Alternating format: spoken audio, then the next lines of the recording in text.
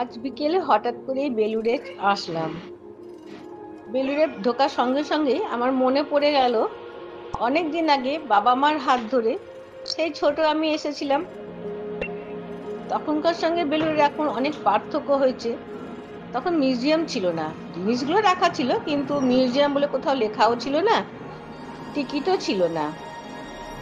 তখন আমরা এসেছিলাম শীতকালের দিনে, সেজন্য না অনেক নানান ধরনের ফুলের গাছ ছিল।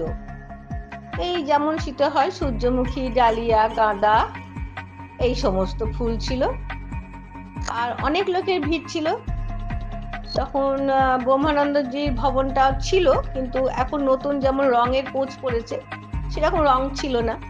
মায়ের মন্দিরটাও ছিল, আর স্বামীজি মন্দিরটাও ছিল। কিন্তু এখন যেমন স্বামীজির মন্দির খুব সুন্দর করে দোতলা করে গুছিয়ে তোলা হয়েছে, কিছুটা মিউজিয়াম, কিছুটা এক জায়গায় ওনার মূর্তি রাখা আছে। সবাই লাইন বাই লাইন যাচ্ছি, প্রণাম করছি, ভালো লাগছিল। তবে অনেক পুরনো স্মৃতিও মনে আসছিল।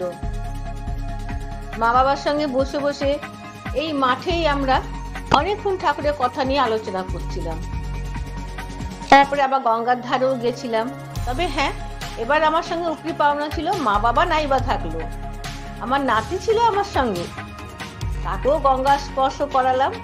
আমরাও সবাই গঙ্গা স্পর্শ করলাম এবং গঙ্গাকে প্রণাম করলাম। সেই সময় না সামনে দিয়ে একটা স্টিমার যাচ্ছিল, কি ভালো লাগছিল দেখতে জানেন। ওপারে তো দক্ষিণেশ্বর, মনে মনে মাকেও প্রণাম করলাম। সন্ধে হতেই বাঁশি বেজে উঠলো, সবাই ফিরে চলো গঙ্গার ধার থেকে। আর বেলুড় মঠ মানেই নাক্যেশ্বর ফুলের গাছ। হয়তো গাছের ফুলের নামটা আমি ভুল বলতেও পারি, যদি ভুল বলে থাকি আপনাদের জানা থাকে সত্যির নামটা, তাহলে আপনারা জানিয়ে দেন প্লিজ। এরপর আমি চলে গেলাম মূল মন্দির, ঠাকুরের কাছে। ঠাকুরের কাছে গিয়ে বসে অনেকক্ষণ জপ ধ্যান করলাম।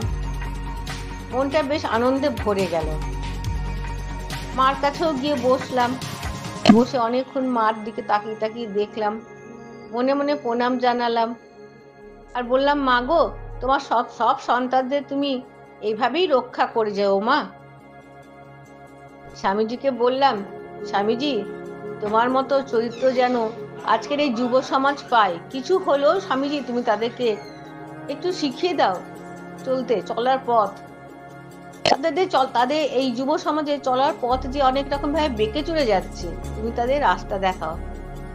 এবার সন্ধ্যা আরতি হতেই সন্ধ্যা আরতি দেখে আমি আস্তে আস্তে বাড়ি ফেরার পথ ধরলাম।